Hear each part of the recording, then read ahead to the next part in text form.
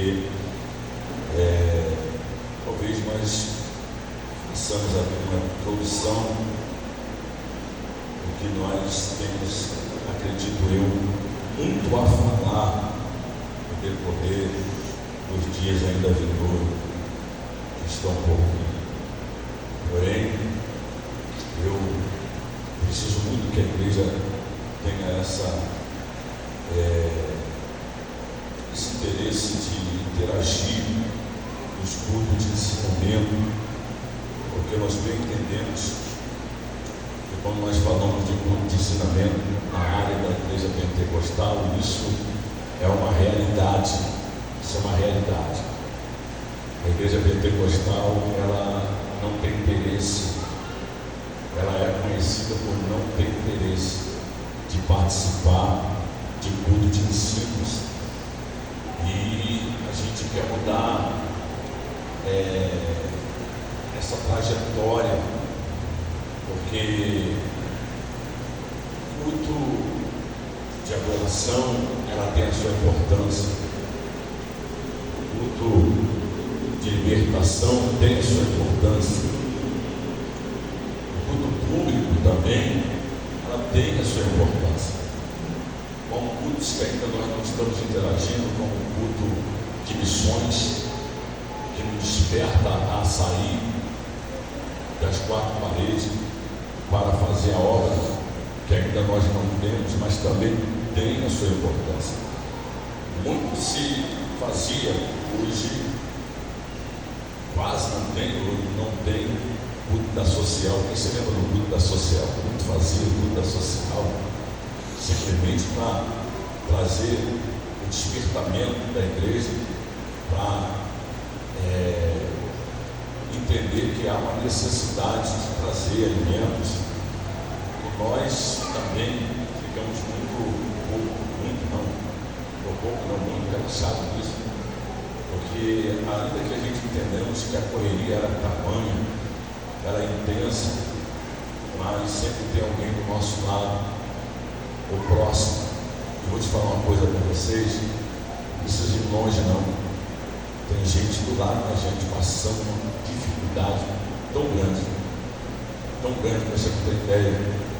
Então, esses cultos têm a sua importância, mas o culto pilar, a reunião pilar é da palavra, porque é a palavra que nos sustenta. Não é à toa que Jesus ele vai falar que a casa que é edificada na areia, ela tem resistência fragilizada, mas a casa que é edificada na rocha, a sua resistência ela é duradoura, e nós sabemos que a rocha está relacionada à palavra, lugar que quem está interagindo com a palavra está fazendo o seu alicerce um lugar seguro. Também lá no livro de Hebreus nos diz que a palavra de Deus ela é mais cortante do que espada alguma de dois gumes. Ela penetra entre juntas e medula, alma e espírito, e é apta para discernir o pensamento e a intenção do coração do homem. Quem nunca veio no culto ou participou do culto, que tem sua totalidade, mesmo que também participando da sua adoração, mas quando a palavra ela é bem, colocada, a palavra ela nos vivifica, ela nos coloca para cima, porque nós bem entendemos que a fé ela é o firme fundamento das coisas que não se vê, e a certeza e a convicção daquilo que se espera. E a Bíblia nos diz que a fé ela vem de ouvir o quê? Ouvir a palavra de Deus, porque a palavra de Deus ela nos dá o rumo. Porque se nós não tivermos ligado à palavra, a gente vamos estar sendo um crente capenga, E nós temos que entender que, por mais que nós achamos que talvez saibamos, nós sempre vamos precisar de continuar aprendendo e estar interagindo com a palavra de Deus. E a igreja lembra muito bem, nem entrei ainda, tá? Muito bem, que quando o Senhor ele libera o maná do céu para o povo de Israel que ainda estava no deserto, o maná que descia era um maná que viesse ser para aquele dia. Então cada família que viesse juntar o maná e levar para a sua tenda ou a sua casa, aquele maná estaria servindo para aquele dia. E aquele que achasse que viesse pegar mais do que o suficiente, achando que seria para o dia posterior, a Bíblia nos diz que o maná estragava. Aquele maná não servia para aquele outro dia, só servia para o dia atual. Então nós tivemos aqui um culto ontem, e graças a Deus nós temos tido cultos maravilhosos, e nós recebemos mais uma vez entre essas semanas uma palavra sólida, sendo que essa palavra que nós recebemos ontem, ela nos solidificou ontem, ela nos deu estrutura para poder atravessar o dia de ontem para hoje, e ela nos deu força, ela nos revigorou, ela alimentou a nossa fé. Mas quando nós atravessamos o outro dia, nós vamos continuar em guerra. A batalha não para, a peleja não cessa, é continuamente. Então nós vamos precisar de um maná que venha descer novamente para aquele dia. E esses dias que nós venhamos, os cultos que participamos, cada dia tem a sua importância, porque é um maná que nós se alimentamos diário. E vamos aqui ser sinceros para nós, ou para conosco mesmo.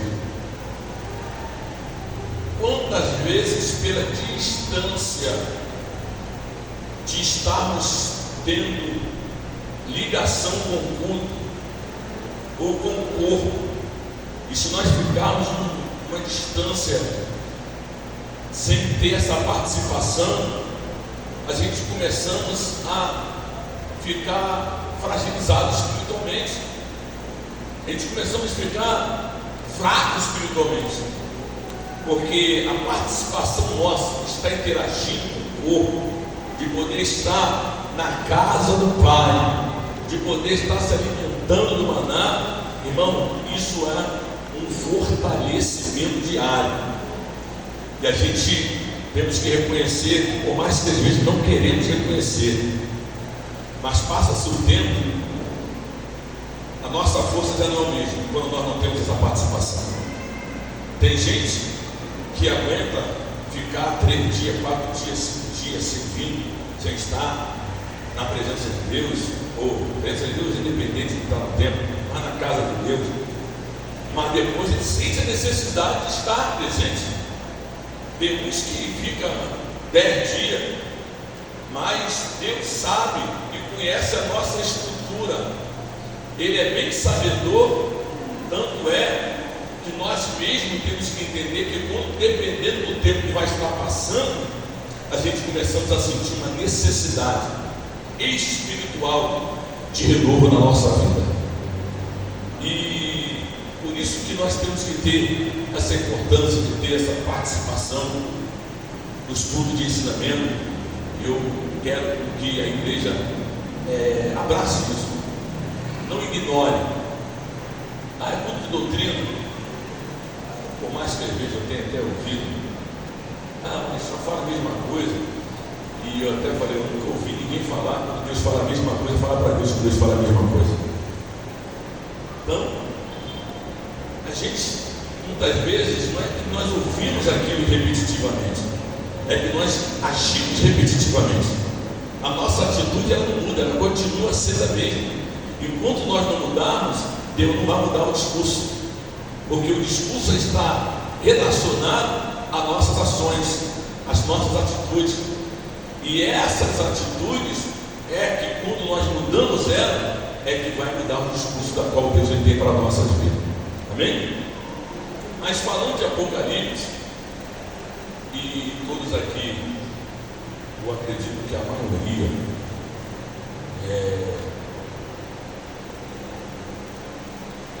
muitos têm, quando se fala Apocalipse, pessoas ficam meio que assustadas, ou muitas vezes ficavam assustadas. Apocalipse, livro de Apocalipse é assombroso. O livro de Apocalipse, nossa, é algo que dá pânico. O livro de Apocalipse, quando fala livro de Apocalipse, começa a acender aquele alerta aí. Mas é bom, porque o livro de Apocalipse ele vai despertar em nós uma realidade da qual nós precisamos. Mas quando falamos do livro de Apocalipse, a gente entende que o significado de Apocalipse no grego quer dizer, todo mundo aqui, a maioria sabe, fala comigo, quer dizer o quê? Revelação.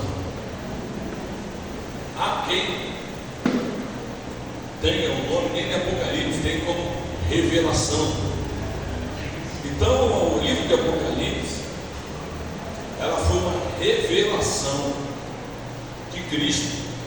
Nos primeiros versículos aqui do capítulo 1, nós lemos só o versículo 1, 2 e 3, porque eu quero interagir com vocês, porque quando se fala a respeito de uma leitura, existe uma história atrás do que nós lemos. Existe todo um contexto, porque às vezes pegamos o livro e lemos a revelação de Jesus Cristo, primeiro versículo, qual Deus lhe deu para mostrar aos seus servos as coisas brevemente que devem acontecer, e pelo seu anjo a enviou e as notificou a João, seu servo. A primeira das palavras que fala aqui é revelação de Jesus Cristo. Quando falamos de revelação, eu já tive a oportunidade de interagir aqui com vocês. O que quer dizer? Quando fala revelação, é claro que está revelando aquilo que estava em oculto. E aquilo que está em oculto, ela se torna-se uma palavra muito simples, que quer dizer, foi dito aí, mistério. Mistério quer dizer o quê? Aquilo que não foi revelado. Então aqui Jesus, ele vai trazer a revelação, ele vai abrir, ele vai rasgar um véu e cobrir aquilo que ninguém conhecia ou tinha ainda esse conhecimento. E o próprio Cristo, ele vai mostrar aos seus servos as coisas que brevemente devem acontecer. O livro de Apocalipse, ela também é um livro profético. É um livro que vai trazer a revelação das coisas futuras, das coisas que já aconteceram e as coisas que ainda vão acontecer. Então o livro do Apocalipse tem essa importância, porque no versículo 2 fala que o qual testificou da palavra de Deus. Perdão, deixa eu voltar um pouco aqui, que eu pulei. Revelação de Jesus Cristo, o qual Deus lhe deu para mostrar aos seus servos as coisas que brevemente devem acontecer. E pelo seu anjo a enviou e a notificou a João, seu servo. Nós entendemos que esse João é o discípulo, o apóstolo. Entende-se também os teólogos, e ainda que há quem não entenda dessa forma, mas não quer entrar nessa questão, mas é notável que o evangelista João, o apóstolo João, ele sim foi quem recebeu essa revelação. Mas presta bem atenção comigo. Quando João ele recebe essa revelação, nós vamos aqui expressar, ele não vai receber essa revelação em lugar praticamente que fosse um lugar tranquilo, que ele quisesse estar ou pudesse estar. João, quando ele recebe essa revelação, ele vai estar recebendo essa revelação no lugar impróprio, porque nós vamos ler aqui que ele estava numa ilha, e essa ilha era chamada de Pátimo. E essa ilha não é aquela ilha que alguém cisma de poder pegar sua família e pegar como é que é o nome daquele navio grandão? Tem navio grandão, cruzeiro, e viajar e chegar naquela ilha e ali curtir a praia com a sua família e com todos os aquilo que poderia favorecer. Não, a ilha de Pátimo, acredito que todos aqui sabem disso, que era o quê? A ilha de Pátimo era uma prisão. Repete comigo. A ilha de Pátimo era uma prisão. Irmão, quando falamos de prisão, me defina a prisão.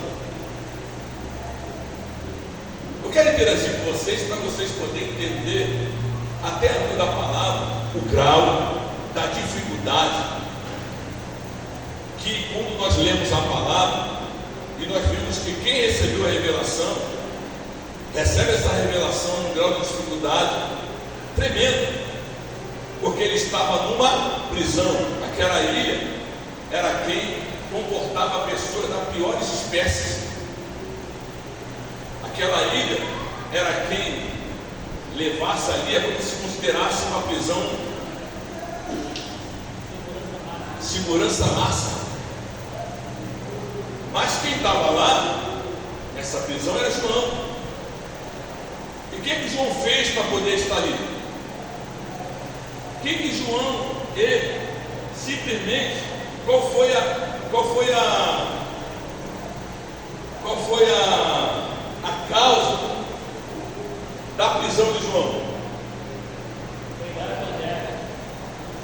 João simplesmente foi levado para aquela prisão porque ele estava pregando, ele estava anunciando o Evangelho.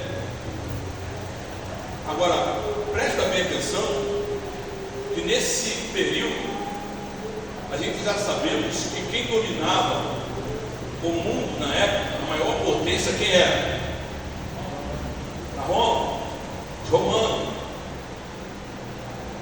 Tente me acompanhar. Não, tem que me acompanhar. Porque as maiorias das nações eram dominadas pelos romanos. Roma era aquela nação que era temível, porque aonde ela chegava, ela dominava território, dominava nações. E os romanos, eles, nesse período em que João estava pregando, era um período em que o imperador,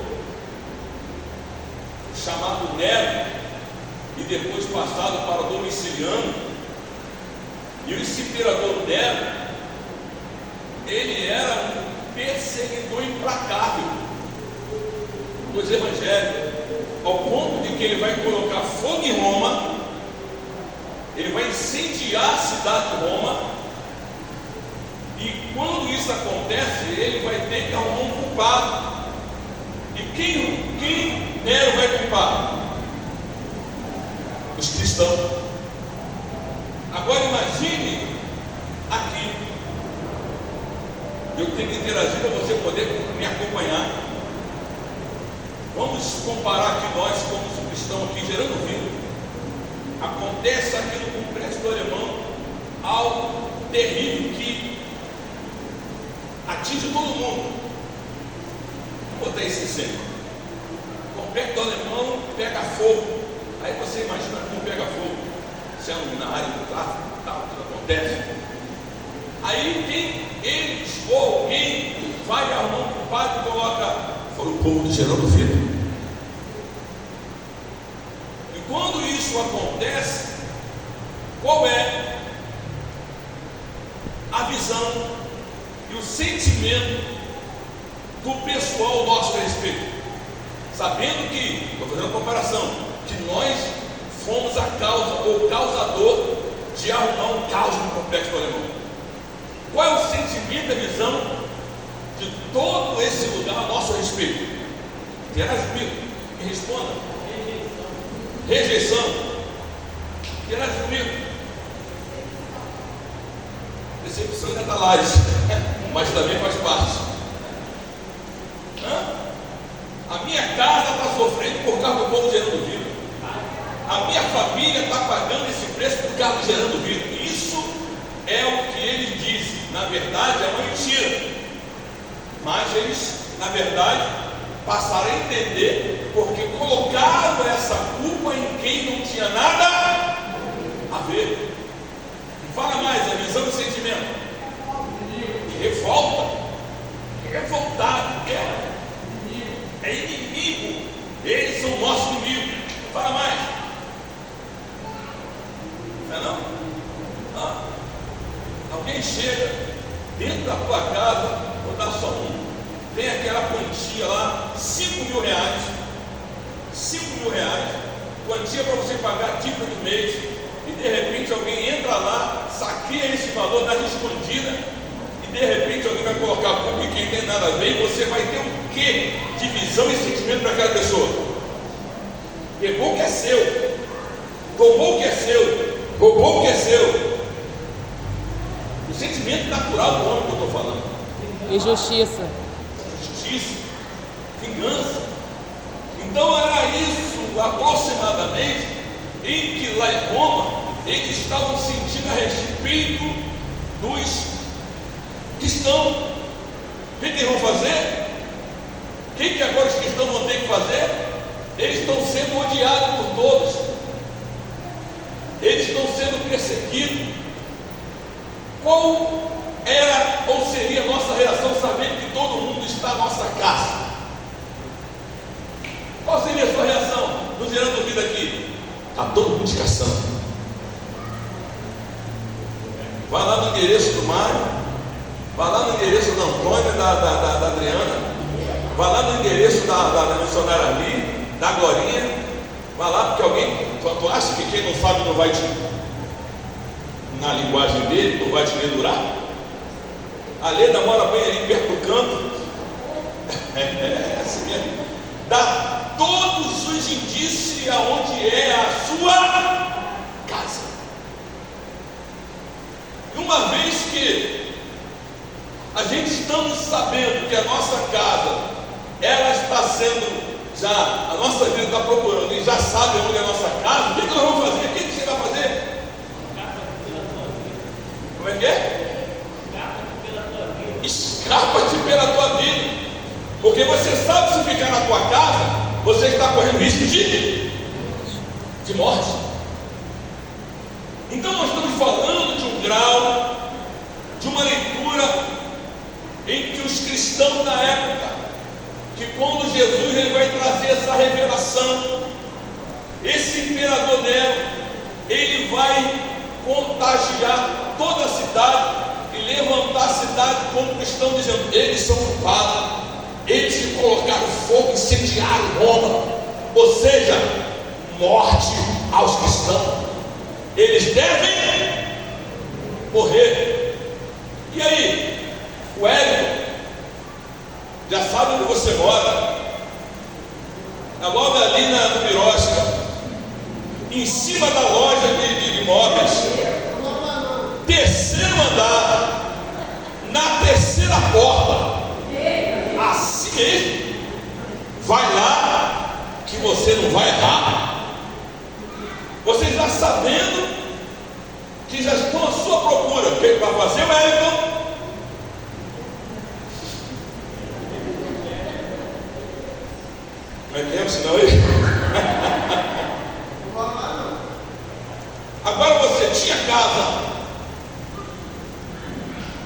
tinha um recinto,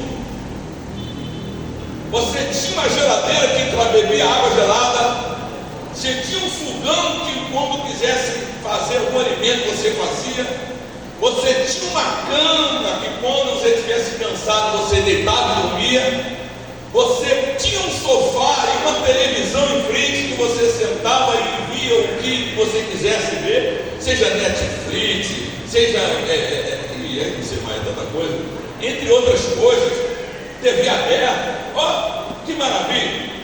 Repentinamente você vai perder tudo. E vou falar uma coisa: ninguém está livre disso nessa geração que nós estamos, não, tá? Quem se lembra lá da Turquia, não? Da Turquia? Turquia não? Da Turquia? Que a Rússia atacou, como é que a nação? Ucrânia. Todo mundo tinha sua casa. Todo mundo tinha tudo isso que nós estamos fazendo aqui. Mas por conta de alguém chegar e cismar que o lugar era dele, todo mundo que tinha sua casa, irmão, tinha que sair. Agora está vivendo de quê? Todo mundo de salto de carro está vivendo de quê? Favor, doações. As coisas mudam. De repente, vou falar de novo, ninguém está sujeito. Ninguém desse está sujeito a isso. Então, quando estamos falando de uma história aqui, que quando João recebe essa revelação, ele já estava passando por um período juntamente com os cristãos, e aqueles que eram achados, ou chegavam aí nas casas que alguém não saía de casa e achava. A gente já conhece aqui a história, a maioria já conhece a história, e isso é muito importante a gente interagir, porque hoje atual, a vida cristã hoje aqui no Brasil, depois a gente encontra um nome para isso. Maravilha! Mas quem era achado, a história nos mostra que esses eram pegos e era colocado nas ruas da cidade, pendurado numa altura, e era colocado fogo neles, e eles eram queimados vivos. Sabe para quê? Como tortura e para incendiar a cidade de Roma. Perdão, incendiar a cidade de Roma. Para iluminar as ruas de Roma. Aí nós começamos a interagir, entender a dificuldade que os cristãos eles viviam na época. E quando Nero morre, aí vem outro imperador, Domiciano. Poxa, quando você tem aquela sensação de alguém que é tenebroso, terrível, maligno, morre, qual é a sensação que dá? Alívio. Meu Deus, acabou aquele refrigério. Mas o problema é que o outro imperador, que quando entra, ele vai ser pior. Ele ainda vai se declarar o próprio Deus. E continua a perseguição implacável, levando muitos cristãos à morte, ao ponto de que muitos eram levados para a arena. Era esse período. O que é uma arena? Todo mundo aqui sabe o que é uma arena. Era onde, como se fosse estádio de futebol, aquelas arquibancadas que continha multidões, e aqueles que ali estavam, eles simplesmente reuniam para ser plateia de um grande evento. Qual era o grande evento? Os cristãos eram lançados na arena e os leões devoravam vivos. Não é uma história que a gente estamos passando aqui para a gente poder entender. Ser cristão não é fácil. E hoje, se nós não tivermos ligado, a modernidade, ela passa a nos tirar de um foco, de uma realidade. E quem era cristão na época tinha que ser cristão. Cristão da época, a Bíblia fala que quanto mais matava, mais cristão aparecia. Quanto mais matava, mais se convertia. Sabe por quê? Porque Jesus sempre teve no controle da igreja. Então, quando eu termino, eu falo assim: Jesus ainda tem controle de tudo.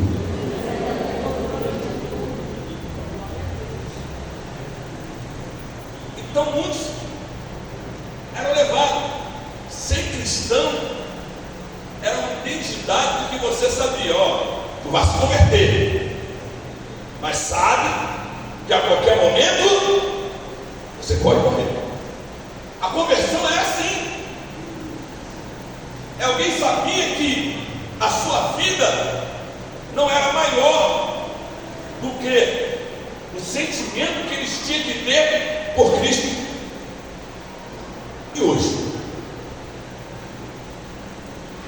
Como é que está? Como é que é a nossa vida de cristão?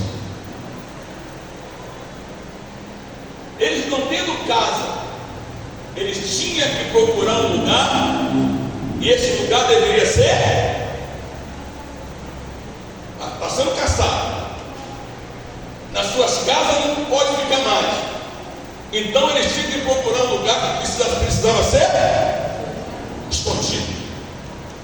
Então eles passavam a reunir no lugar escondido com ameaça de morte.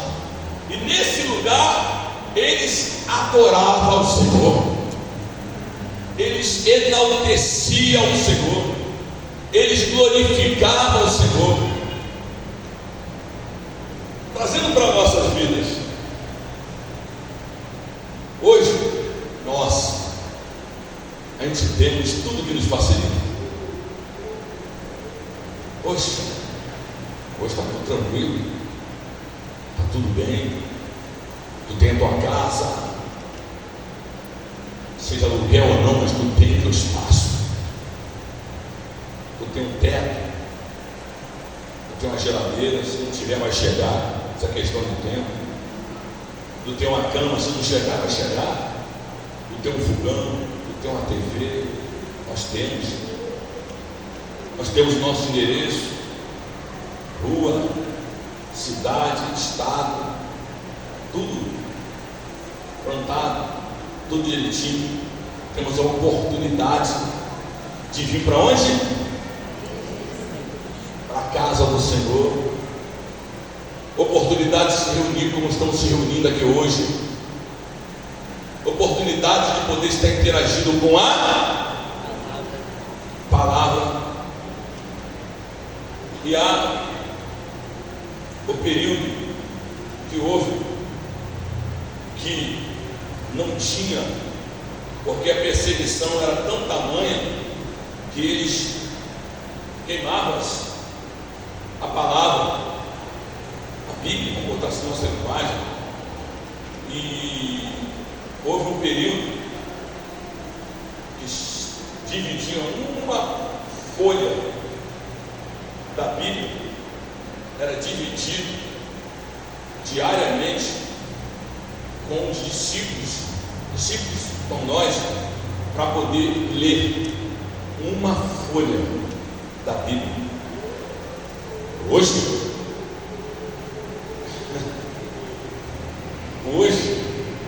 nós temos Bíblia à vontade, nós temos tanta Bíblia que deixamos até a Bíblia na igreja e vamos para casa, deixamos aí, e a igreja também tem curso, a Bíblia aqui no público. Havia a pessoa tanto que deixa que até esquece aí, e a gente brinca: essa Bíblia é de quem? Aí uma semana, 2 semanas, tem não sei quantos meses aí que tem Bíblia aí que está aí largado, que ninguém, o dono não apareceu até hoje. Hoje nós temos opções, temos muito tradutores da Bíblia e muito cuidado com quem traduz ela. Nós temos dentro de casa, quantas Bíblias você tem dentro da sua casa? Quantas? 3. Bíblias você tem na sua casa? 2, 1, mas tem 5. Não sou contra não, porque dependendo da tradução dela, ela vai te ajudar a entender, desde que ela seja a real, em que te dá toda a garantia que é a palavra do Senhor. E tem palavras que você não entende, que ela vai ser traduzida através do outro. Hoje tem muitos. Hoje nós temos a oportunidade de vir para a casa do Senhor, oportunidade de comprar quantas Bíblias nós queremos, se quisermos. Variedade, João Ferreira de Almeida, tem King James, tem aplicação pessoal, tem Thompson, tem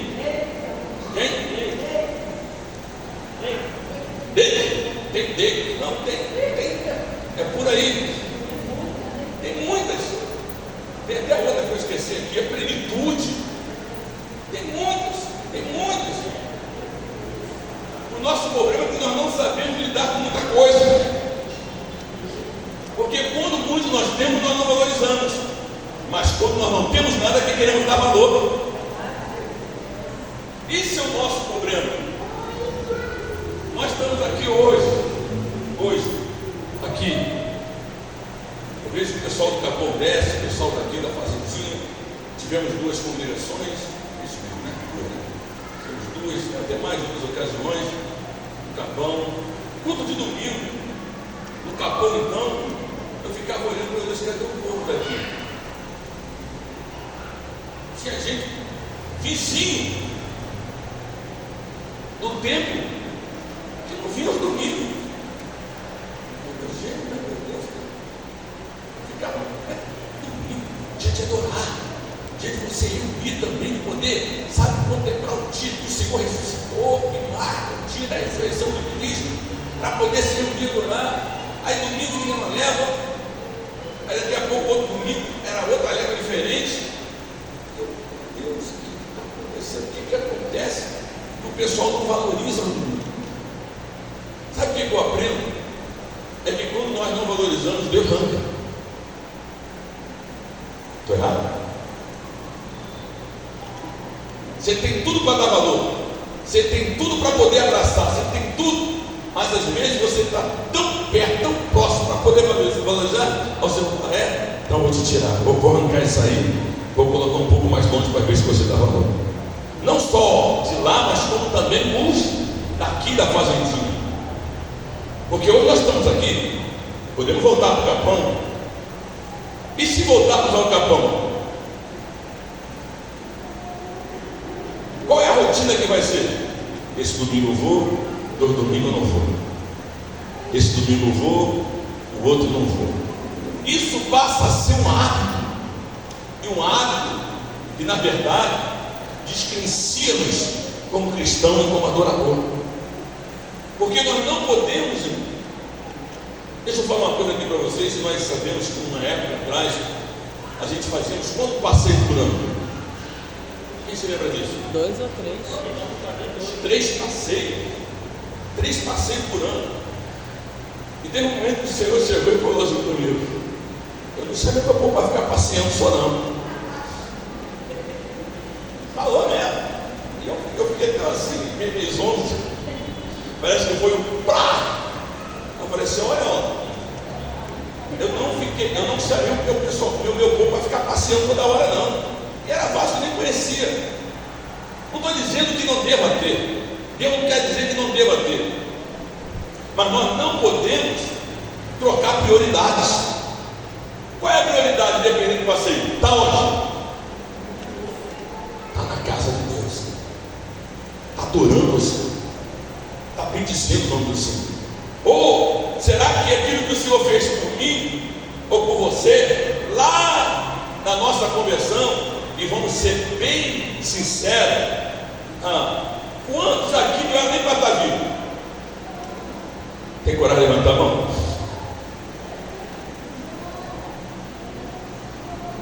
Não era nem para estar vivo,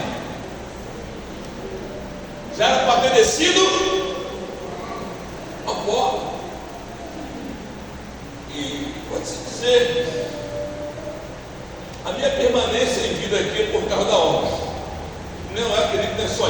simples aqui, porque o que a gente vê, o que a gente está, meu Deus, olha para um lado, olha para o outro.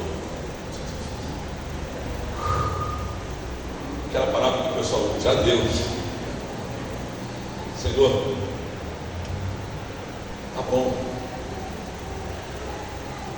Mas aí o Senhor começa a advertir, a exortar, dizendo que a obra ainda não há.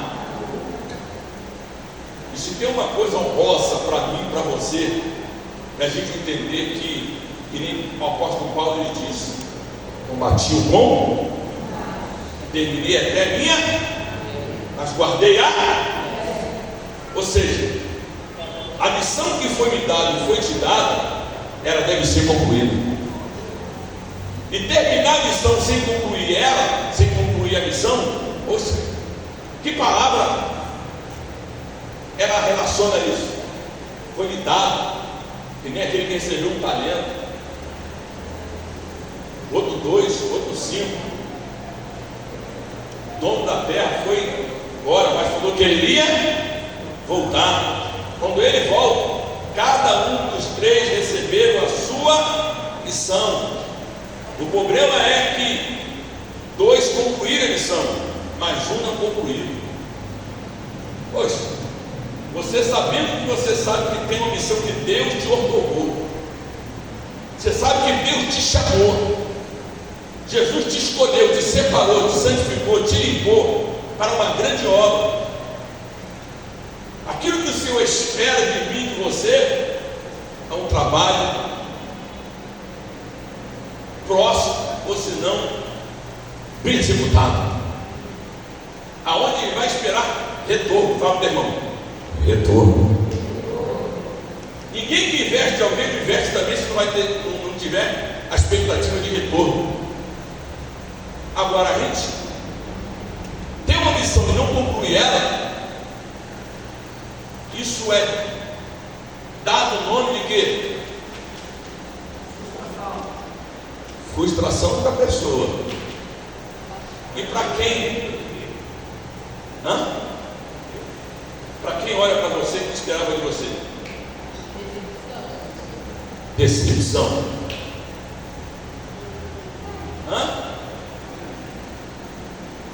Sabe alguma coisa aí? Eu escutei uma coisa.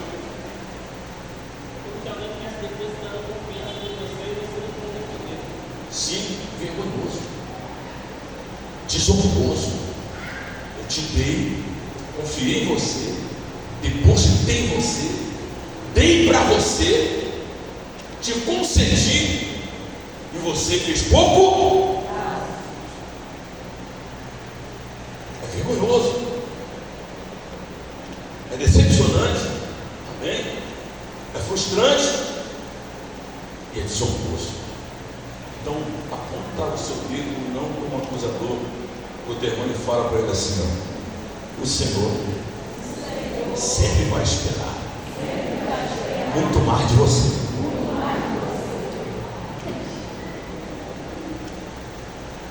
Porque João também tinha sua missão, e ele foi o último dos apóstolos a morrer. Há um dito que diz que nas perseguições, não está relacionado à Bíblia, mas há quem diga que quem viveu, eles não estão afirmando isso, que pegaram João da perseguição e colocaram numa caldeira de azeite quente, e eles faziam isso. Há um dito, até alguns teólogos e o escritor, que eu esqueci o nome dele, que tem esse dito, que diz que aquele caldeirão, o azeite quente, não matou João. João sobreviveu. Sabe por quê? Porque a missão que Cristo tinha dado a ele não ainda estava concluída. Fala para o teu irmão, sabe por que você não morreu? Porque a missão ainda está de pé na sua vida de Cristo. E se está de pé, o que eu estou fazendo? Se essa missão está comigo, o que você está fazendo? Se o Senhor confiou em mim, o que nós estamos fazendo? Quando na verdade era hora de guerrear, como Davi, o que Davi fez quando era tempo de rei ir para a guerra? Foi descansar. Ele estava onde? Relaxando. No palácio, na varanda. Mas era para ele poder estar onde? Guerra. Guerreando. E às vezes acontece conosco, a gente se pega e mete couro para ver, mas às vezes fazemos as mesmas coisas. Como é que Deus vai mudar discurso se a nossa ação e a nossa atitude continua sendo as mesmas? Isso nos traz uma alerta, porque uma vez que o Senhor nos confiou a responsabilidade, o Senhor vai esperar de mim.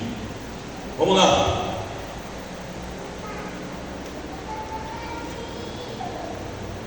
Versículo 2: o qual testificou da palavra de Deus, e do testemunho de Jesus Cristo, e de tudo que tem visto.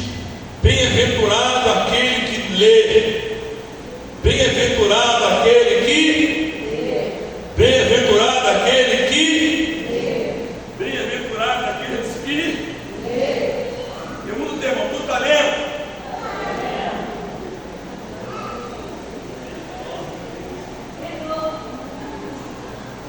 Temos 6 Bíblias em casa, 5 Bíblias em casa, 4 Bíblias, 3 Bíblias, 2 Bíblias, e acaba que essas Bíblias muitas vezes elas passam a estar de enfeite.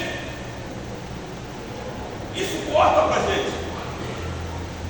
E se tem uma coisa que tem me incomodado muito esse dia, é isso, meu Deus, tem que cuidar, porque quando você está diante de movimentações, eu acredito que não é só eu, muitos aqui, movimentações na obra, em casa, trabalho, que às vezes tiram o nosso tempo.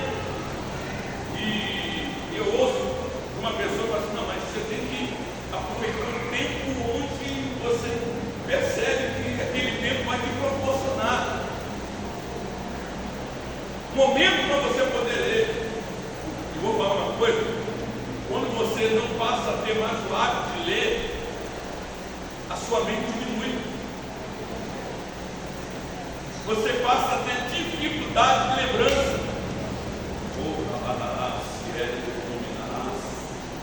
Você não tem mais facilidade, porque você não está mais familiarizado com a palavra. Eu digo isso porque eu tenho vivido isso. Meu Deus, coisas que descia com facilidade, porque você estava interagindo com a palavra, você estava lendo, quando você para de ler, a sua mente ela é que nem a movimentação do corpo físico. Se você parar, você tem um risco enorme de seu ossos atrofiar, seus nervos atrofiar. A mente é assim. Então aqui nós estamos vendo bem-aventurado aquele que, quando fala bem-aventurado, está falando felizes são aqueles que lêem, porque eles terão a oportunidade de ler, e lendo vai passar a ter o quê? Conhecimento.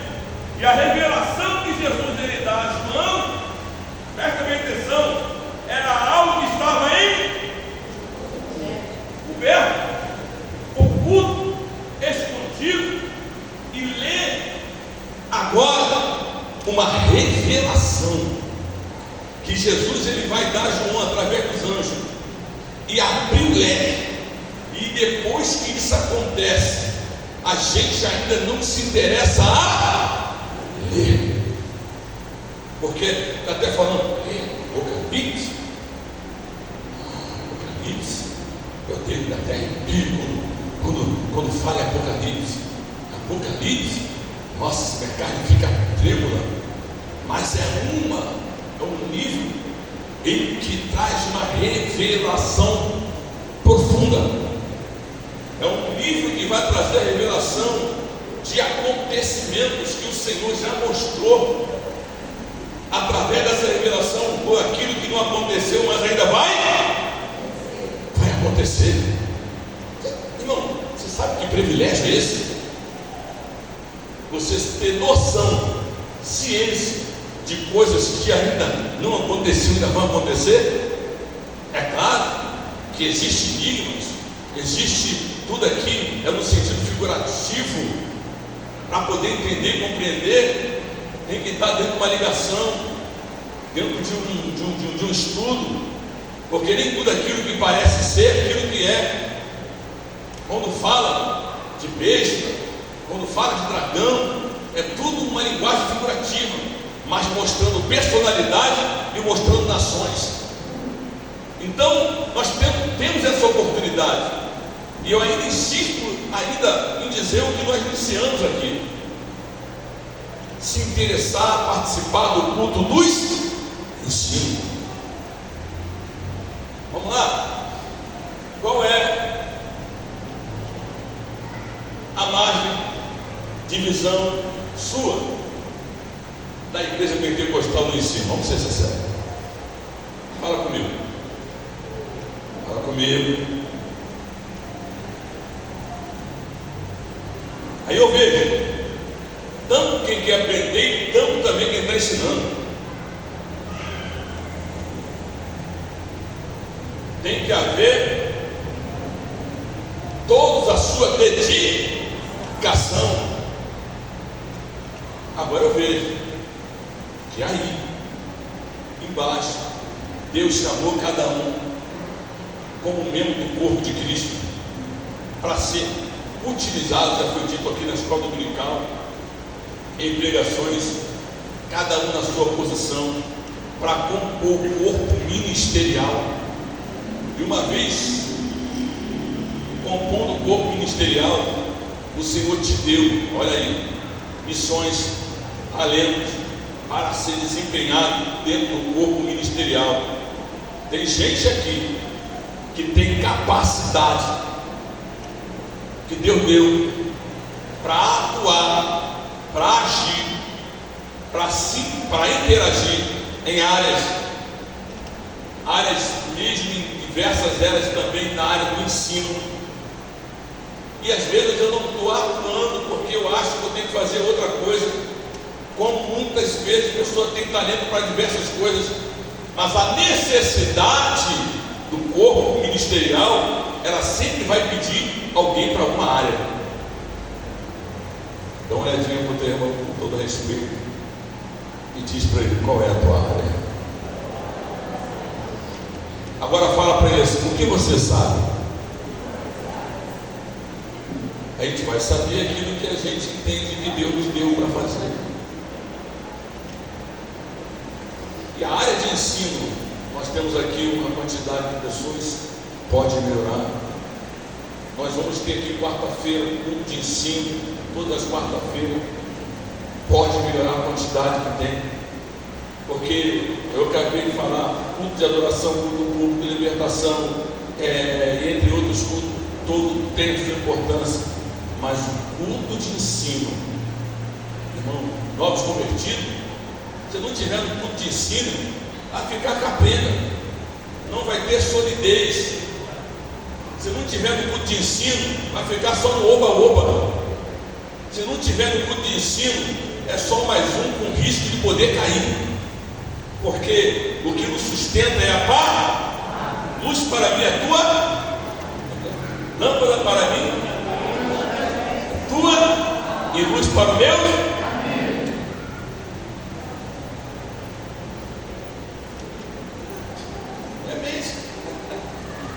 Davi vai dizer: como purificará os olhos do seu caminho? Salmo 109, 7. Como purificará os olhos do seu caminho? Aprendendo, meditando na. Para mim finalizar essa parte, bem-aventurado aquele que lê, os que ouvem as palavras desta profecia, guarda as coisas que nela estão escritas, porque o tempo está. Isso aqui é só parte da introdução do Apocalipse. E o meu desejo é entrar em Apocalipse adentro.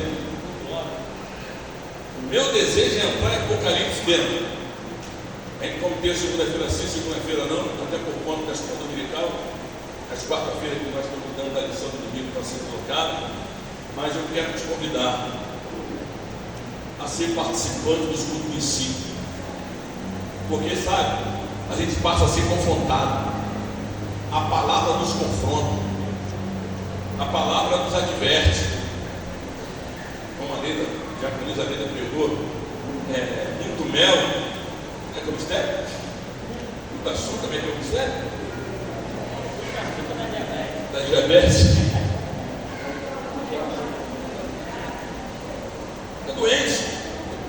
Fica doente espiritual.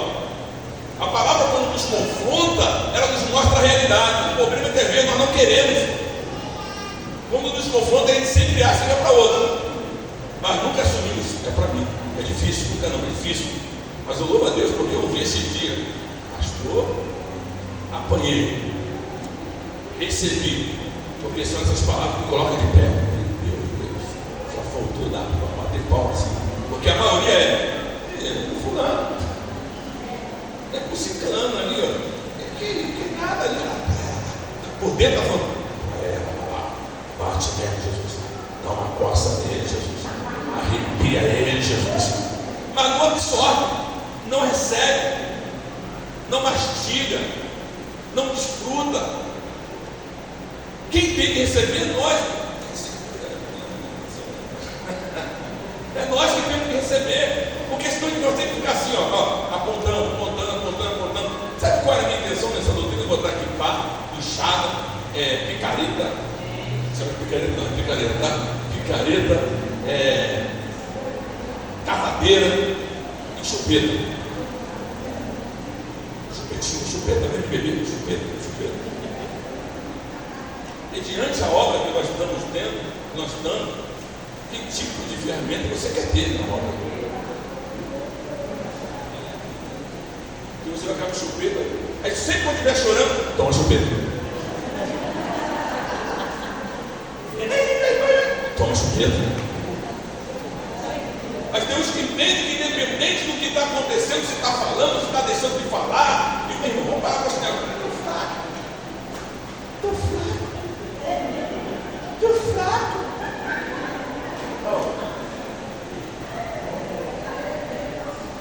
Deus, vai falar isso na época lá de Nero, de Domiciano.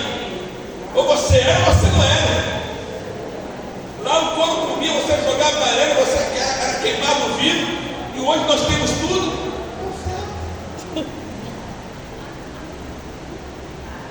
Não participa de uma oração que tem que participar. Tem jejuado? Tem se consagrado? Tem subido aos montes? Mas se contenta aí. Estou fraco. Ele me dá um negócio aqui, mas como pastor tem que. Todo mundo tem direito de passar por fragilidade, fraqueza. Mas o que pode falar? Diga ao fraco que eu sou. E o poder de Deus se aperfeiçoa na sua e na minha. Poxa, eu não tenho que se contentar e ficar repetitivo. Estou fraco. Cadê bola? Estou fraco. E não toma de iniciativa. E não reage. E não se posiciona. E estou fraco. Estou fraco porque a irmã falou de mim. Estou fraco porque não sei o que. Eu estou fraco porque não estou gostando disso. Eu estou fraco porque não sei o que lá. E aí, quer picareta? Quer pá? Quer inchada para a obra? Estou falando na área espiritual mesmo, não estou falando na matéria não. Ou você quer uma chupetinha? Pergunta, irmão, o que você quer?